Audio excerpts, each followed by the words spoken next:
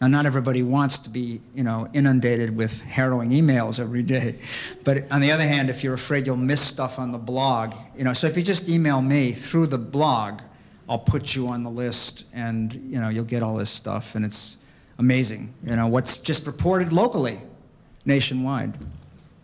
I have a question that I don't know if it applies to anyone who's not like an out-of-state student, but absentee ballots. Mm-hmm. Now, I'm just going on something that a friend of mine told me back in high school, but I haven't gotten a straight answer on it yet. A friend told me that absentee ballots aren't counted until there's no other, unless there's a draw. So if I send in one, does it count? Well, it's often true they count them last. Absentee ballots have historically been tampered with heavily. So if you're voting absentee because you're not going to be there, that's fine. That's a perfectly legitimate reason to vote absentee. But if you're voting absentee because you think it will make your vote immune to tampering or count for sure, it won't. It just won't. Do you know what I'm saying? It isn't as if they think, let's ignore the absentee ballots. See, also, by the way, it is a big mistake for people to think that Democrats should vote in some special way that's peculiar to them.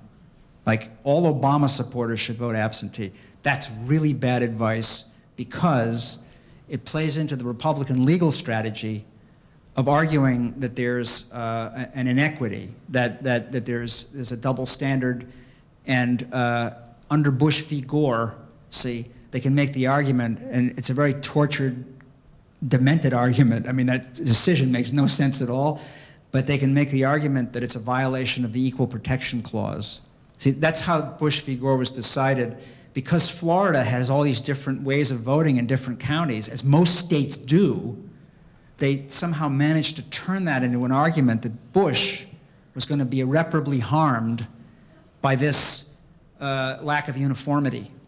See, which is a crazy argument, which they can trot out anytime they want. If they can easily demonstrate that all the votes for Obama were cast, or a considerable number were cast in some unique and peculiar way, believe me, they're going to make the argument that those votes were all tainted, and then they'll just throw out all those absentee ballots, So, there's just no easy way around this. We got one more question up here before we're out of time here.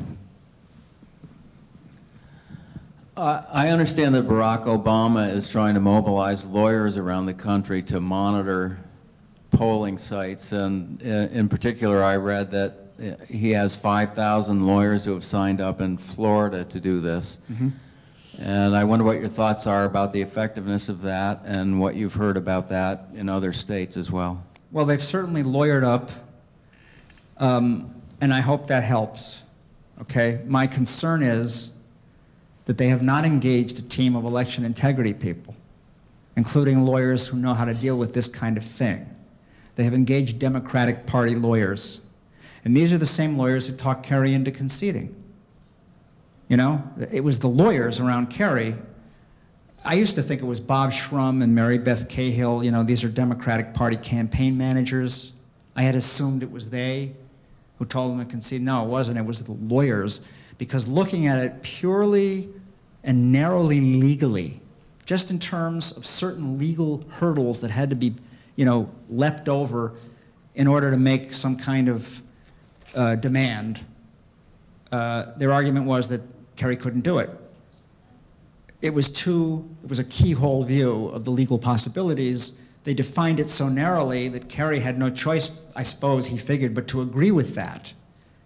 So I'm not thrilled at the prospect of Obama, hiring thousands of Democratic Party lawyers.